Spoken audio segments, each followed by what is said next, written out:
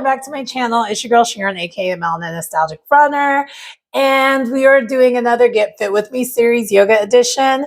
And before we get into it, the candle I am burning today is for Zen. I'm trying to channel my inner Zen, if you will. It's the weather outside today's been interesting. So hopefully you guys had a good holiday weekend for those who live in the States. It's been a heat wave still for the most part until I would say yesterday. That's when things started to change. So now it's like in the 60s, and I'm apologizing. I'm mentioning it because I need to apologize ahead of time. I probably sound nasally because you already know how my allergies be doing. So the allergies are allerging, don't mind me, but we're still gonna get into it. So the yogi instructor that we're going to be doing the routine through and then reviewing it and thumbs up, downing it, not really thumbs up, downing it. You know the rating system I do, 1 through 10, even though I hardly ever get below a 5. And I don't think I've ever even scored a 5 ever. Anyway, I'm digressing, but we're doing Live Fertile, aka Kendra Kohlberg. So what we are going to be doing today is yoga for fertility and receptiveness, calming and grounding yoga for fertility. I think you can do this routine whether you're trying to have children or not. I'm currently not at that point in my life. I'm not sure if I'll ever get there. Neither here nor there. That's just a side note. But I think any forms of yoga is beneficial, and it's great to try all types of yoga because also, you know, doing things for the productive system, whether reproductive system, whether you're going to be doing that or not, I don't see how that can be like a downside. So anyway, it doesn't seem like it's going to be that long of a practice, but whether it is or not, she just dropped this like a couple days ago. About the time this comes out, it'll probably be roughly 5-6 days ago. But yeah, let's not waste any time. Let's get into it. In this practice, we are going to actually start in a standing position, just getting our breath together, getting us ready for the practice, working on our grounding on like our feet before we actually start going onto the ground and grounding well further.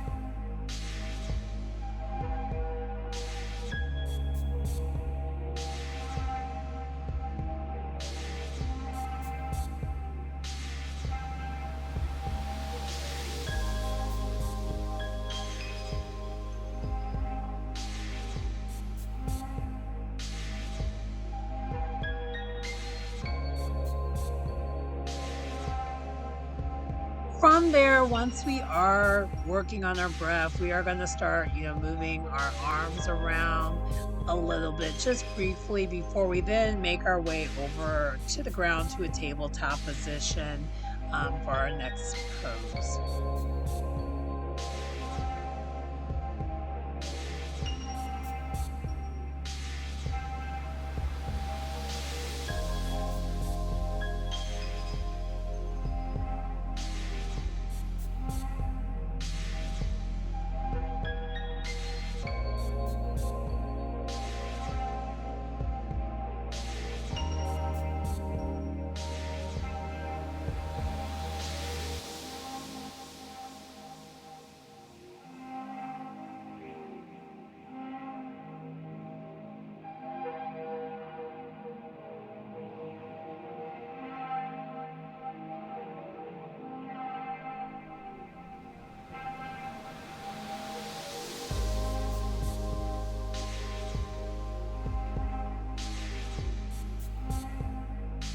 After doing a decent amount of cat and cow poses, we are then going to make our way to our first extended child's pose.